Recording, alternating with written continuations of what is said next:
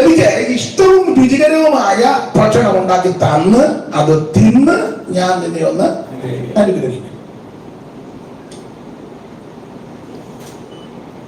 ദൈവമക്കളോടൊരു കാര്യം പറയാം. ദൈവമക്കളിൽ കിട്ടുന്ന കാശെല്ലാം ഫിക്സഡ് ഇടാതെ, നിങ്ങളുടെ കാര്യമല്ല പറഞ്ഞ്, അങ്ങനെ ഇടുന്നവരുടെ കാര്യമായി പറഞ്ഞു.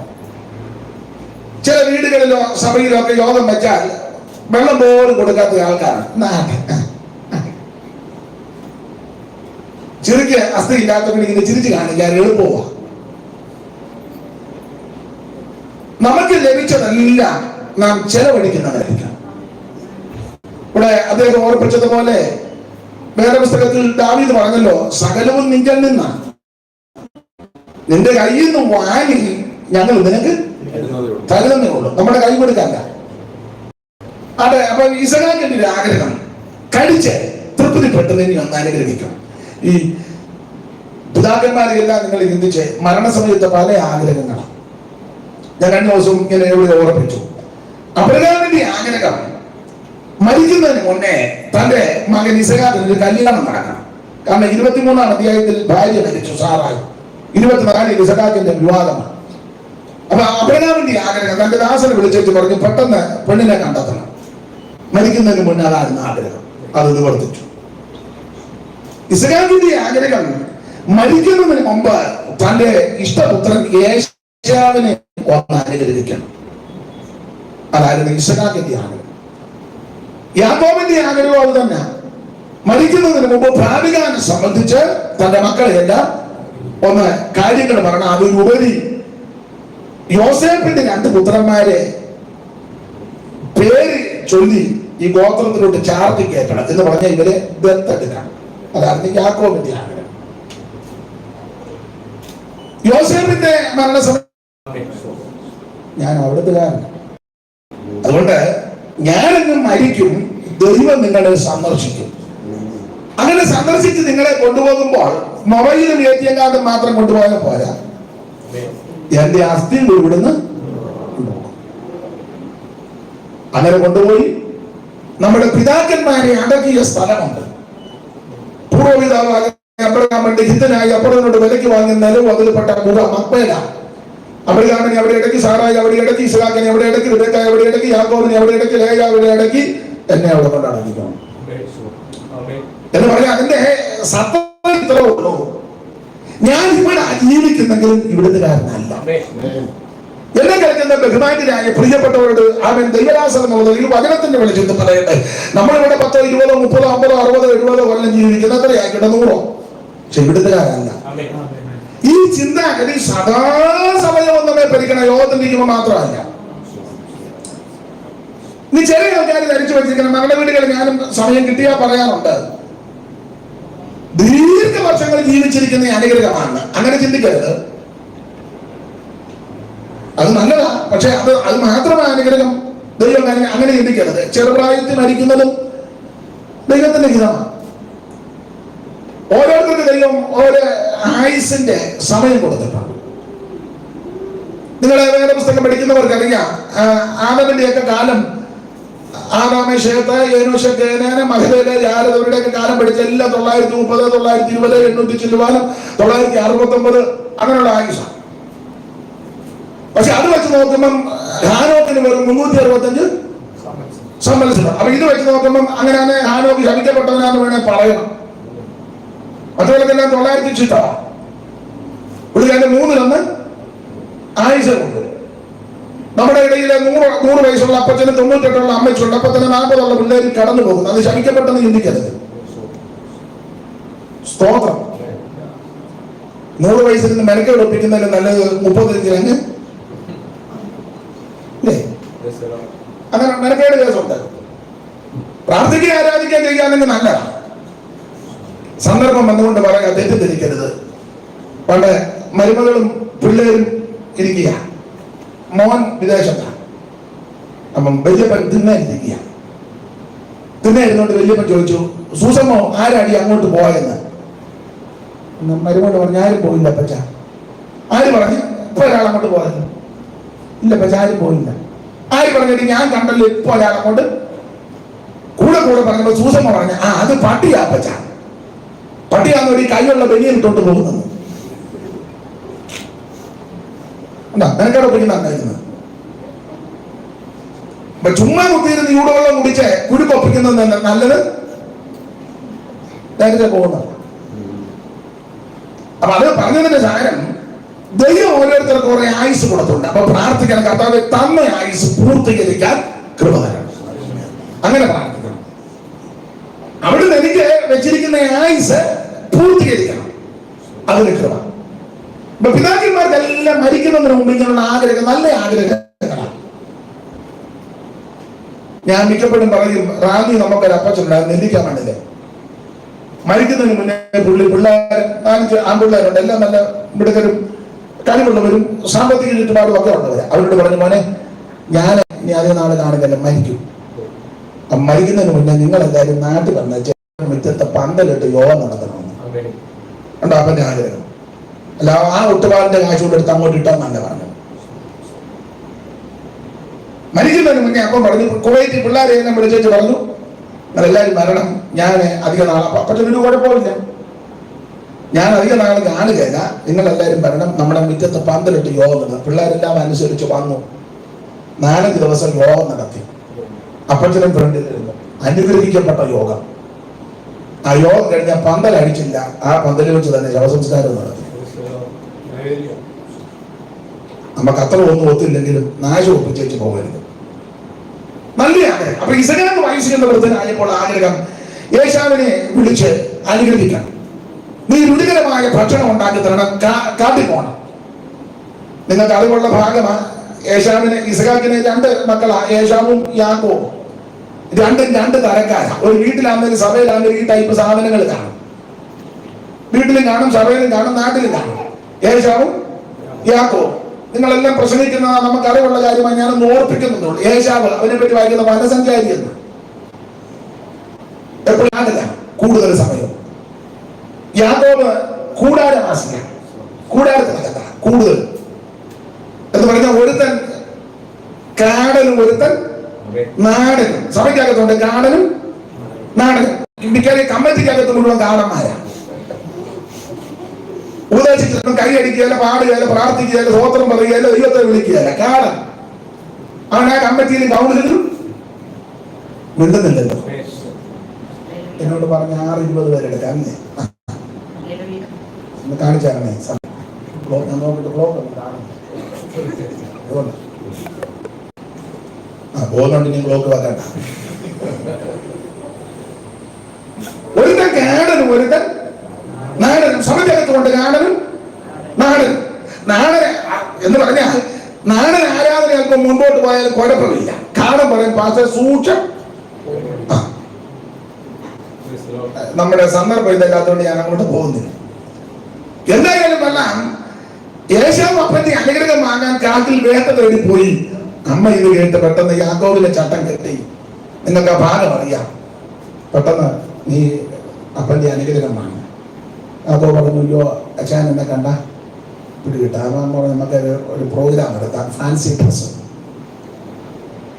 പെട്ടെന്ന് 2 കോലാട്ടുകെട്ടിനെ ക്രമപ്പെടുത്തി അമ്മയോടെല്ലാം കൊണ്ടുവന്ന് ഭക്ഷണം ഈ എന്റെ ചിന്ത, ഈ പിള്ളേര് വെക്കുന്ന ഈ ഭക്ഷണം ക്രമീകരിക്കുന്നതിന് കുറച്ചുകൂടി ടേസ്റ്റ് ആയിരിക്കും ഭാര്യ വെക്കുന്നത്. കാരണം ഭർത്താവിന്റെ ഇഷ്ടാനിഷ്ടങ്ങൾ നന്നായിട്ട് അറിയുന്നത് ഭാര്യയ്ക്ക് അറിയണം, അങ്ങനെ അറിഞ്ഞിരിക്കണം.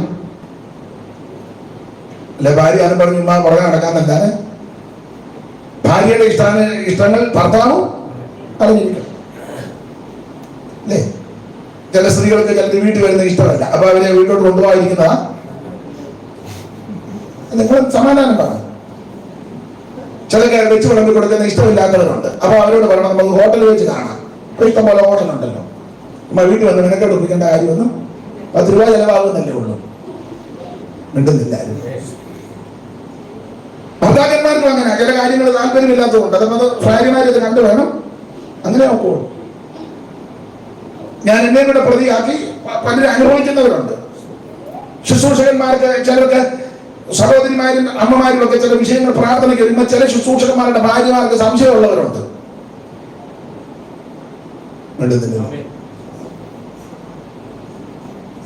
അപ്പൊ വളരെ സൂക്ഷിച്ചു വേണം ഇടപെടാം. അല്ലെ പ്രശ്നമാണ്, എല്ലാവരും ഒരേ ടൈപ്പല്ല. അപ്പൊ അതുകൊണ്ട് ഭർത്താവിന്റെ ഇഷ്ടാനിഷ്ടങ്ങൾ നന്നായിട്ട് അറിയാം ഭാര്യയ്ക്ക്. അതുകൊണ്ട് എന്റെ ഇന്നേ പറഞ്ഞ നല്ല പരിരൂപത്തിന് പുള്ളിയുടെ ടേസ്റ്റ് അനുസരിച്ച് ഉണ്ടാക്കി. യാക്കോബിന്റെ കൈ കൊടുത്ത പെട്ടെന്ന് നല്ലതാണ്. അവൻ പറഞ്ഞ അച്ഛനെ കണ്ടാ അറിയാം, കാഴ്ചയ്ക്ക് അല്പം കുറവാ, അല്ല പുള്ളി അറിയാം, അന്നം കേൾക്കണം അതൊന്നും കൊടുക്കും. അപ്പൊ പെട്ടെന്ന് കോലാട്ട് പെട്ടെന്ന് തോലെടുത്ത് സെറ്റ് ചെയ്ത് ചെന്ന് വിളിച്ചു, അപ്പാ നീ ആരാ? നിന്റെ മൂത്ത മകൻ യേശാവ്. ഇത്ര പെട്ടെന്ന് ഇതിനെ ക്രമപ്പെടുത്തി. ആ ദൈവം എന്റെ നേർക്ക് കൊണ്ടുവന്നത്. പിന്നെ ശബ്ദം യാക്കോബിന്റെ പോലെ, അത് ഉപവാസ പ്രാർത്ഥന ആയതുകൊണ്ട് കൂടുതൽ മറുഭാഷ പറഞ്ഞ ഒച്ച അപ്പൻ അധികം പിടിക്കാൻ. അപ്പം പറഞ്ഞ കണ്ണ് കാണാൻ പറ്റും, തപ്പി നോക്കിയാൽ അപ്പനെ തപ്പിയപ്പം വസ്ത്രത്തിന്റെ ശരീരത്തിന്റെ പ്രകൃതി എല്ലാം യേശാവിനെടുത്ത്, ശബ്ദം മാത്രം യാക്കോബിന്.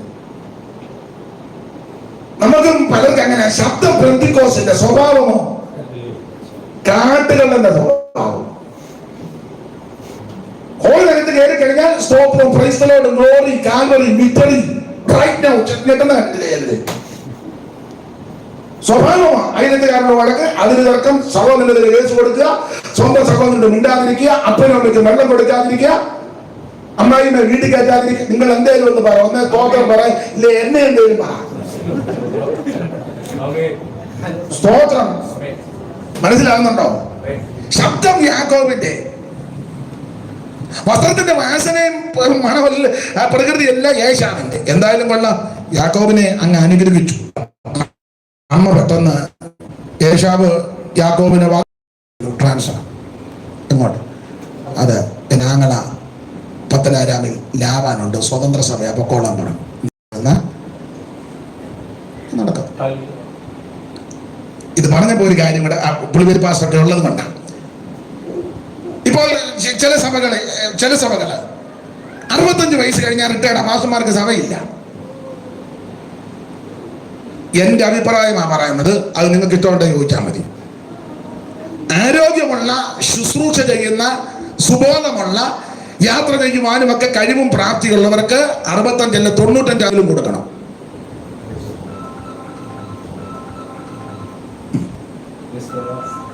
സ്തോത്രം. എത്രയോ ഒരു 65 വയസ്സാകുമ്പോൾ ദൈവദാസന്മാരാ ശുശ്രൂഷയുടെ നല്ല പക്വത വരിക. അന്നേരം നിർത്തി, അന്നെ അടുത്ത സെറ്റ് കയറി. അടുത്താണ് നിങ്ങൾ ഇഷ്ടമുണ്ടോ ചോദിച്ചാൽ മതി. ഇപ്പം ഈ വീട്ടിലെ ഈ യോഗത്തിന് ഇതല്ല പറയേണ്ടത്, പിന്നെ നിങ്ങൾ അതിന്റെ പരുവത്തിന് ഇപ്പൊ കിട്ടിയത് കൊണ്ടാണ്. സ്തോത്രം. ഒരു 65 വയസ്സാകുമ്പോൾ പ്രായമുള്ളവരുടെ ഭാഷ നല്ല ഇരുത്തം വരിക. അന്നേരം നിർത്തി. പിന്നെ ഉടനെ പേര് കളിയാ, തുടങ്ങുന്ന അറിയാൻ മേലെ, നിർത്തുന്ന അറിയാൻ മേലെ, എങ്ങനെയാന്ന് പോലും ഇടയ്ക്ക് കയറിയാൻ പറഞ്ഞതേ ഉള്ളൂ. അപ്പൊ എന്തായാലും അമ്മ പറഞ്ഞു, ഓടിക്കോ, എന്റെ ആങ്ങളെ ലാഭം പത്തനാരാമിലുണ്ട്, അങ്ങോട്ട് പോകും. അങ്ങനെ യേശാവിനെ പേടിച്ച് പിതാവിന്റെ വീട്ടിൽ നിന്ന്, സ്വഭവനത്തിൽ നിന്ന് യാക്കോബ് ഓടിപ്പോകുന്ന സന്ദർഭം നമുക്കതിന്റെ നല്ല വശത്തേക്ക് വരാം. അങ്ങനെ യാക്കോബ് താൻ ഓടിയ സ്ഥലത്ത് നിന്ന് ബേഥേലിലോട്ട് എത്തുവാൻ, ആ സ്ഥലത്ത് എത്തുവാൻ ഒരു 3 ദിവസത്തെ യാത്രയുണ്ട്. അങ്ങനെ ഓടി ഒരു സ്ഥലത്ത് വന്ന് സൂര്യൻ വൈകി അസ്തമിച്ചു. ഉടുതുണിക്ക് മറുതുണിയില്ല, കയറി കിടക്കാൻ ഇടമില്ല, സഹായത്തിന് ആരുമില്ല, എല്ലാം തനിക്ക് പ്രതികൂലം. ദൈവസാന്നിധ്യം അനുഭവിക്കുക. ഈ സന്ദർഭത്തിൽ ദൈവം യാക്കോബിനോട് പറഞ്ഞ ധാരാളം കാര്യമുണ്ട്. അതിലെ ഒരു 5 കാര്യമാണ് ഈ 15 കൂടി അറിയിക്കാനുള്ള സന്ദേശം. ദൈവം നിന്നോട് യാതൊരു പ്രയാസം ഉണ്ടാകരുത്. ദൈവദാസന്മാർ, ബഹുമാന്യരായ കർത്തദാസന്മാർ ഒന്ന് ചേർന്ന് പ്രാർത്ഥിച്ച് അനുഗ്രഹിച്ചു വിടുക. വചനത്തിന്റെ വെളിച്ചത്തിൽ പറയുന്ന ദൈവം കൂടെ ഉണ്ട്. ഇനി അതിന് മറുപടിയുണ്ട്. ഈ ദൈവം കൂടെ ഉണ്ട്, അത് ശരി. അത് ഞാനും നിങ്ങൾ എല്ലാവരും വിദേശത്തും സ്വദേശത്തും ഒക്കെ ഉള്ളവരും ശ്രദ്ധിക്കണം. ദൈവം കൂടെ ഉണ്ട്, കൂടെ ഇരിക്കും. പക്ഷെ കൂടെ ഇരിക്കണമെങ്കിൽ അതിനൊരു വ്യവസ്ഥയുണ്ട്. ഈ തിരുവചനത്തിന്റെ വെളിച്ചത്തിൽ അപ്പം ആദ്യം പറയാം, ദൈവം കൂടെ ഇരിക്കണമെങ്കിൽ കൃത്യമായിട്ട് വേർപാട് പാലിക്കണം. അത്യാവശ്യം വേർപാട് പാലിക്കണം. നിങ്ങളാണ് കൊരിന്ത്യർക്കെതിരെ 1-ാം ലേഖനം എടുത്തേ.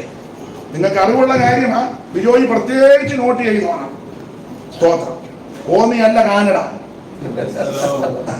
വേർപാട് പാലിച്ചോണം. 6:16 വായിച്ച കൊരിന്ത്യർക്കെതിരെ 1-ാം ലേഖനം 6:16.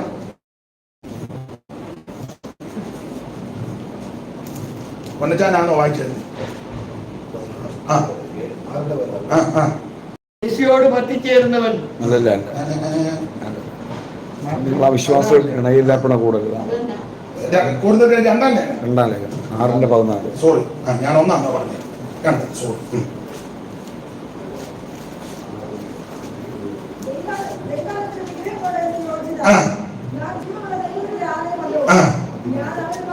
ഞാനവരിൽ വസിക്കുകയും അവരുടെ ഇടയിൽ നടക്കുകയും ചെയ്യും. അപ്പോൾ ദൈവം കൂടെ ഇരിക്കണമെങ്കിൽ അതിന്റെ മുകളിലത്തെ 15-ാമത്തെ വാക്യം താഴോട്ട് പഠിച്ചു വരുമ്പോൾ ഒന്ന് വായിച്ചാല്, ക്രിസ്തുവിനും ബലിയാലും തമ്മിൽ എന്ത് പൊരുത്തം? പിന്നെ അല്ല, വിശ്വാസികൾക്ക് അവിശ്വാസിയുമായി അടുത്തത് ദൈവാലയത്തിന് വിഗ്രഹങ്ങളോട് എന്ത് യോഗ്യത? പണ്ട് ഒരാള് ഉമ്മച്ചനെ പറ്റി പ്രസംഗിച്ചപ്പോൾ ആ ക്ലാസ് എടുത്ത മുമ്പ് അയച്ചു കൊടുത്തു, വിഗ്രഹങ്ങൾക്ക് ദൈവാലയത്തോട് എന്ത് യോഗ്യത? സ്വരത്തിലല്ലേ അർത്ഥം? കർക്കശമായി വേർപാട് പാലിക്കണം. കാനഡയിലാണെങ്കിലും കൊള്ളാം, ന്യൂയോർക്കിലാണെങ്കിലും കൊള്ളാം, കാലിഫോർണിയയിലാണെങ്കിലും കൊള്ളാം, UK-യിലാണെങ്കിലും കൊള്ളാം, അയർലൻഡിൽ ദൈവം പോകണം. പക്ഷെ എവിടെ പാർത്താലും വേർപാട് പാലിക്കണം. കർക്കശമായി വേർപാട് പാലിക്കണം. സ്തോത്രം. നാടോടുമ്പോ നടുവേ ഓടുന്ന നല്ല പെന്തിക്കോസൻ. സ്തോത്രം. ദൈവമക്കൾ എവിടെ പാർത്താലും വേർപാട് പാലിക്കണം. അപ്പൊ അങ്ങനെ വേർപാട് പാലിച്ച് ജീവിച്ചാൽ നിശ്ചയമായിട്ടും ദൈവം കൂടെ ഇരിക്കും. അവിടെ ചെല്ലുമ്പോ പല കാര്യങ്ങൾ കാണാം. അതിനോടെല്ലാം യോജിക്കരുത്. സ്തോത്രം. യോജിക്കേണ്ടതിനോട് യോജിക്കാം, ഇണങ്ങേണ്ടതിനോട് ഇണങ്ങാം. പണ്ട് കുടേലവൃത്തത്തിൽ ഒരു വരിയുണ്ട്, പട്ടിണിയും മെലിഞ്ഞ പണ്ഡിതനു കുശസ്ഥലി, പട്ടണം കണ്ടപ്പോഴേ വിശപ്പും ദാഹവും പോയി. ഇയാളെ പട്ടിണി കൊണ്ട് പരിവം കെട്ട് കിടന്നതാ. എന്നാലും രാത്രി പോയി ഭാര്യ നെല്ല് മേടിച്ച് കഥ നമ്മൾ പഠിച്ചിട്ടുള്ളതല്ലേ. രാത്രി ക്ഷിപ്രം ഇരുട്ടത്ത് ഇടിച്ചെന്ന നല്ല സഹോദരിയ. രാത്രി തന്നെ രാത്രി തന്നെ അത് മാറത്ത് ഇടിച്ച്. ഇന്ന് ഇടി നടക്കും നെല്ലിട്ടല്ല. രാത്രി നെല്ല് മേടിച്ചോണ്ട് ഊമ്പ് നോക്കി ഞാൻ കിട്ടി. പിന്നെ ആരോടും മിണ്ടാൻ ആ സഹോദരൻ നല്ല സഹോദരൻ ക്ഷിപ്രം ഇരുട്ടത്തടിച്ചു. അവര് ആ പ്രതികം ഒരു തുണിയിൽ പൊതിഞ്ഞ് കെട്ടി ഇദ്ദേഹത്തിന്റെ കൊടുത്തു വിടുക. നിങ്ങളൊക്കെ പഠിച്ച സ്കൂളിൽ പഠിച്ചതാണ്. അപ്പൊ അത് ആ വരവിനെ പറ്റി വാര്യൻ എഴുതിയിരിക്കുക. പട്ടിണി കൊണ്ടു മെലിഞ്ഞ പണ്ഡിതനു കുശസ്ഥലി, പട്ടണം കണ്ടപ്പോഴേ വിശപ്പും ദാഹവും പോയി. പട്ടിണി കൊണ്ട് മെലിഞ്ഞ് കിടന്നതാണ്. അവിടെ ചെന്ന് പട്ടണം കണ്ടപ്പോ എന്ന് പറഞ്ഞാൽ കാനഡ കണ്ടാലും കൊള്ളാൻ, അമേരിക്ക കണ്ടാലും കൊള്ളാം, എവിടെ കണ്ടാലും കൊള്ളാം, വേർപാട് പാലിച്ചു പോകണം. സ്തോത്രം. അങ്ങനെ വേർപാട് പാലിച്ച് കുടുംബമായി വിശ്വസ്തയോടെ നിന്നാൽ പോകുന്നിടത്തെല്ലാം ദൈവം കൂടെ ഒരു ദോഷം വരാൻ ദൈവം അനുവദിക്കത്തില്ല. വേഗത്തിൽ നിർത്താം. 1, ദൈവം കൂടെ ഇരിക്കും. 2, ആ 15-ാമത്തെ വാക്യത്തിൽ 15 ഞാൻ നിന്നെ കാക്കും. 2, ഞാൻ നിന്നെ കാക്കും. പുറപ്പാട് പുസ്തകം 23-ാം അധ്യായത്തിന്റെ 20 മുതൽ താഴോട്ട് പഠിച്ചു വരുമ്പോൾ അവൻ ഞാൻ നിനക്ക് മുമ്പായിട്ട് ദൂരതയായിരിക്കുന്നു. ഞാൻ നിയമിച്ച സ്ഥലത്ത് നിന്നെ കൊണ്ട് എത്തിക്കും. ഉദ്ദേശിക്കുന്ന സ്ഥലത്ത് ദൈവം നിന്നെ എത്തിക്കും. ദൈവദൂതന്മാരെ ദൈവം അയക്കും. നിന്റെ കാല് കല്ല് തട്ടി പോകാതിരിക്കണമെന്ന് അവർ നിന്നെ കൈകളിൽ വഹിച്ചു. കുറഞ്ഞത് ദൈവവൈദ്യന്റെ കൂടെ 2 ദൂതന്മാരെങ്കിലും കുറഞ്ഞത് എന്റെ ഭാഷ എത്ര ഗുണം പിടിക്കാത്തവന്റെ കൂടെ ആണെങ്കിലും 2 ദൂതമാണ്. ആള് ക്ലിയർ ആണെങ്കിൽ ദൂരം കൂടും. ആള് ക്ലിയർ ആണെ ദൂരം കൂടും. നിങ്ങൾക്ക് അറിവുള്ള ഭാഗമാണ്. സെൻട്രൽ ക്ലാസ് അസിസ്റ്റന്റിന് വിളിക്കുക. അസിസ്റ്റന്റ് രാവിലെ എന്റെ ഇന്ന് പ്രാർത്ഥിക്കാതെ കണ്ടായിരിക്കും വെളിയിൽ ചെന്ന് അരാം സൈന്യത്തെ കണ്ട് കാണത്തക്കവണ്ണം ഈ കണ്ണ് അസിസ്റ്റന്റ് കണ്ടു പ്രാർത്ഥിച്ച് തുറന്നപ്പോൾ മരണമായ ദൂതൻ പ്രാർത്ഥിക്കുന്ന, ആരാധിക്കുന്ന, വേർപാട് പാലിക്കുന്ന നിനക്ക് ദൈവം ഇറക്കി വിട്ടിരിക്കും.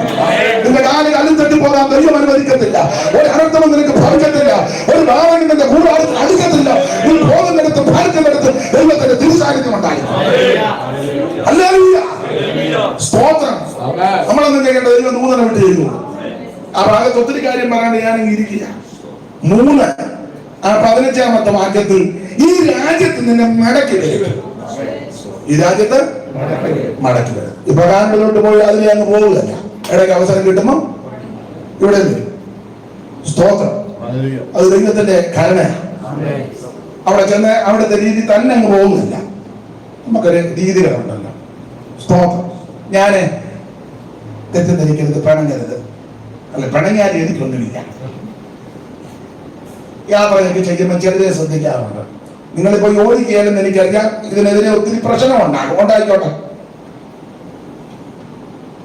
ഈ പഞ്ചാബികളെ ഏത് രാജ്യത്ത് തന്നാലും അറിയാം. പഞ്ചാബി സഹോദരന്മാരെ, ഞാനാണ് കാനഡയിലെ ടൊറന്റോയ്ക്ക് അടുത്ത് കൂടുതല് തിരുവനന്തപുരം വീട്ടിലാണ് കൂടുതൽ പാർത്തത്. അപ്പൊ ചിലപ്പം വൈകിട്ടും രാവിലെയൊക്കെ നടക്കാൻ ഇവിടെ ഒരു സ്കൂളിന്റെ അവിടെ നടക്കും. കൂടുതൽ ഇവിടെ പഞ്ചാബികളാണ്. പഞ്ചാബിയാണെന്ന് ചോദിക്കൊന്നും കണ്ട കാണുമ്പോ. പക്ഷെ അവിടെ പെന്തിക്കോസുകാരെ കണ്ട അങ്ങനെ പെട്ടെന്ന് മനസ്സിലായി കാണാൻ.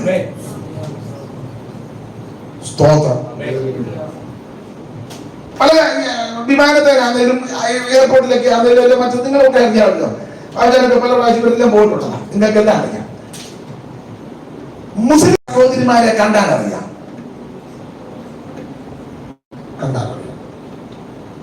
അവർ വിമാനത്തിൽ നിന്നാലും അറിയാം, എയർപോർട്ടിൽ നിന്നാലും അറിയാം, കോന്നിൽ നിന്നാലും അറിയാം, കാലിഫോർണിയ നിന്നാലും. ഞാൻ ഇത്രയും പറഞ്ഞാൽ മതി. നീ വിശദീകരിക്കണം, നിങ്ങൾ പറ. വേണ്ട, അതായിരിക്കും ഈ യോഗത്തിന് നല്ലത്. സ്തോത്രം. ഒരു ദൈവത്തിനെ കണ്ടാൽ അറിയാം. അത് എല്ലാ രീതിയിലും മനസ്സിലാക്കണം. സംസാരത്തിലും, വസ്ത്രധാരണത്തിലും, ഇടപാടിലും, സമീപനത്തിലും, കൂട്ടായ്മയിലും, സഹകരണത്തിലും, അവരുടെ ജീവിതത്തിന്റെ എല്ലാ വശങ്ങളിലും മനസ്സിലാക്കണം. നീ ഒരു ദൈവവേദനാണ്. സ്തോത്രം. ദൈവത്തിന്റെ മകത്ത് ദൈവം മടക്കി വരുത്തും. ദൈവത്തിന്റെ മകത്ത് ഇസ്രായേലിനെ ദൈവം മടക്കി വരുത്തിയല്ലോ. ശത്രുക്കൾ വിധി എഴുതി ഒരിക്കലും ഒരു മടങ്ങി വരികയല്ലോ. ദൈവം മടക്കി വരുത്തി. നെബൂഖദ്നേസറും BC 606 521 ശൽമനേസർ അശൂരിൽ വന്ന് ഈ 12 ഗോത്രത്തെ 10 2 പിടിച്ചുകൊണ്ടുപോയി പലരും വിധി എഴുതി മടങ്ങി വരുന്നത്. പക്ഷേ യെരമ്യാ മുഖാന്തരം ദൈവം കൂടെ പറഞ്ഞു. യെരമ്യാ 29:12 ഒന്നാം പുസ്തകം 31-ാം അധ്യായത്തിൽ ദാനിയേൽ 9:2 പറഞ്ഞു, 70 വർഷം കഴിഞ്ഞ് മടക്കി വരുത്തും. സൂക്ഷിച്ച മടക്കി വരുത്തി. ഇവരെ ബദ്ധരാക്കി കൊണ്ടുപോയി പാടി ആ സിയോൻ ഗീതാവിന് സിയോൻ ഗീതം ഒന്ന് പാടാമോ? അയ്യോ, ഞങ്ങൾ എങ്ങനെ പാടും? പലരും വിധി എഴുതി മടങ്ങി വരികയായിരുന്നത്. മാത്രമല്ല, അവൻ പല പ്രശ്നങ്ങൾ അവരുടെ ജീവിതത്തിൽ വന്നു. സങ്കീർത്തനക്കാര് പറഞ്ഞു, യഹോവ സിയോന്റെ പ്രവാസികളെ മടക്കി വരുത്തുമ്പോൾ ഞങ്ങൾ സ്വപ്നം കാണുന്നവരെ പോലെ. എന്നെ കേൾക്കുന്ന ദൈവത്തിന്റെ പൈതല്, അവൻ ഈ വരവിലും പോക്കിലുമെല്ലാം ദൈവം ഉണ്ടായിരിക്കുമെന്നാണ്. യാത്രയാകും ദൈവം ഉണ്ടായിരിക്കും. തിരിച്ചോളം ഗമനത്തിലും ആഗ്രഹത്തില്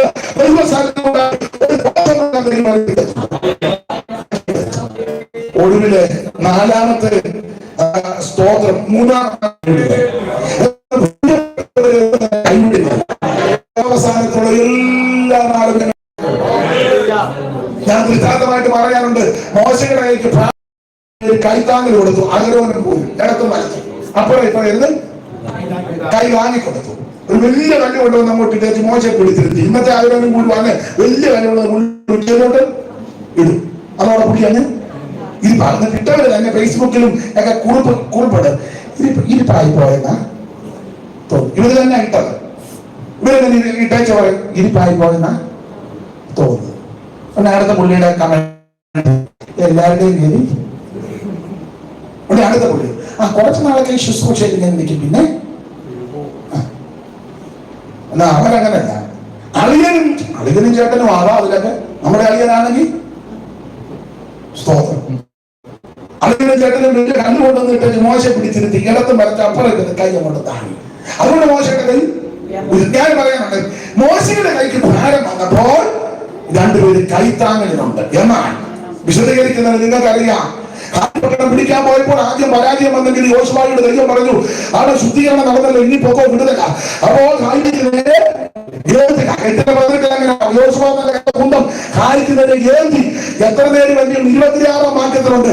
ഇങ്ങനെയൊക്കെ ഹായി പട്ടണക്കാരെ ഒക്കെ നിർമൂലമാക്കുന്നത് വരെ കുന്തമേന്തിയ കൈ യോശുവ പിൻവലിച്ചില്ല എന്ന് പറഞ്ഞാൽ അവൻ മോശയുടെ കൈക്ക് പ്രാരംഭം നമ്മൾ രണ്ടുപേര് താങ്ങാനുണ്ട്. യോശുവ കുന്തവും പിടിച്ചു നിന്നിട്ട് ആരും താങ്ങാനില്ല. ചെല്ലു പറയാറുണ്ടല്ലോ, അവർക്കൊക്കെ കൈത്താങ്ങാൻ ആളുള്ളത് കൊണ്ട് അവരില്ല ഇങ്ങനെ കയറി കയറി. അവരുടെ എംആർടി സെൻട്രൽ പാസ്റ്റർ, ഉപ്പാപ്പൻ ഓവർസിയർ, പിന്നെ അമ്മയുടെ അനിയത്തിയുടെ ഭർത്താവ് കൗൺസിൽ മെമ്പർ, അവരുടെ വലിയപ്പച്ച പണ്ടേ പെന്തിക്കോസ്. എടാ നീ എന്നെ കണ്ടുപഠിക്കുക. ഒരു മെമ്പറും ഇല്ല, ഒരു കൗൺസിലും ഇല്ല, ഒരു കുന്തവും ഇല്ല, ഒന്നുമില്ല. സ്വോത്രം പാരമ്പര്യവും പറയാനില്ല. അമ്പലത്തിൽ നിന്ന് വരുമ്പോൾ രക്ഷിക്കപ്പെടുന്നത് ഒത്ത ആയിരമുള്ളൂ. മുട്ടേരെന്ന് പ്രാർത്ഥിച്ചോണം, വേർപാട് പാലിച്ചോണം, ഉടൻകാലിൽ നിന്ന് പ്രാർത്ഥിച്ചോണം. തക്ക സമയം വരുമ്പോൾ ദൈവം ആയുധവും ഫലിക്കത്തില്ല. ചെയ്യേണ്ടത് വേർപാട് പാലിക്കണം, വിശുദ്ധിയോടെ ജീവിക്കണം, പ്രാർത്ഥനയിൽ പോരാടണം. അവൻ ദൈവം അത്ഭുതം ചെയ്തു. മോശയ്ക്ക് ഭാരം നമ്മൾ രണ്ടുപേര് താങ്ങാനുണ്ട്. ഇറങ്ങിയപ്പോഴേ തമ്പുരാൻ യോശുവയോട് പറഞ്ഞു, പേടിക്കരുത്, മോശയോട് കൂടെ ഇരുന്ന പോലെ ഞാൻ നിന്റെ കൂടുണ്ട്. ധൈര്യപ്പെട്ടോണം, ദൈവം കൂടെയുണ്ട്. ദൈവദാസന്മാർ ധൈര്യപ്പെട്ടോണം, ദൈവം കൂടെയുണ്ട്. എന്നെ കേൾക്കുന്നവർക്ക് വലിയ പണമോ വർദ്ധാവോ കഴിവും നിറവൊക്കെ ആൾക്കാർ കാണും. ഞങ്ങളുടെ ഇന്ന ആളാണ്, ഞങ്ങളുടെ വകയിൽപ്പെട്ടത്, എന്റെ കസിൻ. കാശും ചുറ്റുപാടുമൊക്കെ ഉണ്ടെങ്കിൽ ഇഷ്ടം പോലെ കസിൻസ്. നീ ഗതികേടെങ്ങാനും പിടിക്കുകയാണ്, സ്വന്തം സഹോദരൻ പോലും നിനക്ക് അച്ഛൻ്റെ പിളവല്ലേ. ഒരമ്മയുടെ വയറ്റിൽ നിന്ന് ഇറങ്ങിയാണ് അവരെ കണ്ടിട്ടുണ്ട്. ഇതാ ലോകത്തിന്റെ ഗതി എന്നാണ് ഞാൻ പറയാം. ദൈവത്തെ ഭജിച്ച് രക്ഷിക്കപ്പെട്ട് സ്നാനപ്പെട്ട് ആത്മാവിനെ പ്രാപിച്ച് വേർപാട് പാലിച്ച് വലിയ യേശുക്രിസ്തു മാത്രമാണ് ഏക ദൈവം. മറ്റൊരുത്തൻ രക്ഷയില്ല, ക്രിസ്തു മാത്രം ദൈവം. യേശുക്രിസ്തു അല്ലാതെ ദൈവമില്ല, സത്യദൈവം, നിത്യദൈവം യേശുക്രിസ്തു മാത്രം. ആ കർത്താവിനെ രക്ഷകനായി സ്വീകരിച്ച് ദൈവത്തിന്റെ കൽപ്പനകൾ പ്രമാണിച്ചാൽ ദൈവം നിന്റെ കൂടെ ഇരിക്കും. നിനക്കൊരു ദോഷവും വരാൻ ദൈവം അനുവദിക്കത്തില്ല. ഇറങ്ങിയപ്പോൾ നമ്മൾ പേടിക്കരുത്, ഭ്രമിക്കരുത്, ചഞ്ചലിക്കരുത്. അനാക്യം കാണും, അമാലിക്യം കാണും, ഹിർണ്യം കാണും, അറിയും കാണും, യബൂസ്യം കാണും, പലതും കാണും. പക്ഷെ മോശയോട് കൊടുക്കുന്ന പോലെ ഞാൻ നിന്റെ കൂടെ ഉണ്ട്. നിന്റെ കൂടെ ദൈവമുണ്ട്, നിന്റെ കൂടെ ദൈവമുണ്ട്. കർത്താവ് സ്പഷ്ടമായി പറഞ്ഞു, ഞാനോ ലോകാവസാനത്തിൽ എല്ലാ നാളും നിന്റെ കൂടെയുണ്ട്. നിങ്ങളുടെ യാത്രയിൽ ദൈവത്തിന്റെ കൂടെയുണ്ട്, കുടുംബത്തിൽ കൂടെയുണ്ട്, അധ്വാനങ്ങളിൽ കൂടെയുണ്ട്, കൂടെപ്പെട്ടവങ്ങളിൽ ദൈവത്തിന്റെ കൃപ കൂടെയുണ്ട്. 5ാമത്തെ പോയിന്റ് അവിടെ ഇരിക്കുന്നത്, ഞാൻ അരുളി ചെയ്തതെല്ലാം ദൈവദാസന്മാരെ ദൈവം അരുളി ചെയ്തത് ദൈവം നിവർത്തിച്ചത്. ആണ്ടുകൾ നീണ്ടാലും വർഷങ്ങൾ ഏറിപ്പോയാലും മാസങ്ങൾ ഏറിയാൽ ഏത് പ്രകൃതിക്ഷോഭം വന്നാലും നിന്നോട് ദൈവം അരുളി ചെയ്തത് ഞാനിപ്പോൾ പറയുന്നില്ല. നിങ്ങളുടെ യാത്രയിൽ ദൈവം ഉപകരിക്കട്ടെ. അവൻ ഉൾപ്പെടെ വസിച്ചവന്റെ പ്രസാദത്താൽ ദൈവം ഇവരെ അനുഗ്രഹിക്കട്ടെ. നിങ്ങളെ അനുഗ്രഹിച്ച് കാറ്റുമാറാകട്ടെ. തിരുമുഖം നിങ്ങളുടെ മേൽ പ്രകാശിപ്പിച്ച് നിങ്ങളോട് കൃപയുള്ളവനാകട്ടെ. തിരുമുഖം നിങ്ങളുടെ മേൽ ഉയർത്തി നിങ്ങൾക്ക് സമാധാനം നൽകട്ടെ. കരമില്ലാത്ത ദൈവത്തെ വഴിപ്പെടുത്താം. ദൈവത്തിൻ മറവിൽ സർവശക്തൻ നിഴലിൻ കീഴിൽ കോട്ടയായവൻ സങ്കേതമായവൻ തൻ സന്നിധിയിൽ വസിക്കുന്നു ഞാൻ. കോട്ടയായവൻ സങ്കേതമായവൻ തൻ സന്നിധിയിൽ വസിക്കുന്നു ഞാൻ ആശ്രയിക്കും പാറ എന്റെ രക്ഷയും പേടിച്ച ഞാൻ ആരെ പേടിക്കും. കർത്താവിന്റെ അഭയം ഇടയാ ശ്രേഷ്ഠൻ ക്രിസ്തു അവൻ വീരഭുജമുള്ളോ കൈപിടിച്ചു നടത്തുന്നേ. ഇടയാ ശ്രേഷ്ഠൻ ക്രിസ്തു അവൻ വീരഭുജമുള്ളോ കൈപിടിച്ചു നടത്തുന്നേ. ശുശ്രൂഷയ്ക്ക് അവസരം തന്ന പിജോയി വിശേഷിച്ച് അധ്യക്ഷൻ, മറ്റു കർത്തദാസന്മാർ എല്ലാ സമയം എടുക്കാതെ എനിക്ക് അനുവദിച്ചിരുന്ന ദൈവദാസന്മാരോടും കുടുംബാംഗങ്ങളോടും നന്ദി ചൊല്ലുന്നു. തിരുവല്ല ഹബ്രോൻ സഭയും പ്രാർത്ഥനയിലോർക്കും. പിന്നെ ഒരു കാര്യമുള്ള ഒരു ആരാധനയ്ക്ക് വരാന്ന് പറഞ്ഞിട്ട് വന്നില്ല, ഇനി തിരിച്ചു വരുമ്പം വന്നാൽ മതി. ദൈവത്തിന് മകത്ത് ദൈവം നിങ്ങളെ അനുഗ്രഹിക്കട്ടെ. പ്രാർത്ഥനയിൽ ഓർക്കാം. എല്ലാറ്റിനുപരി യേശു ക്രിസ്തു ഏക രക്ഷകൻ.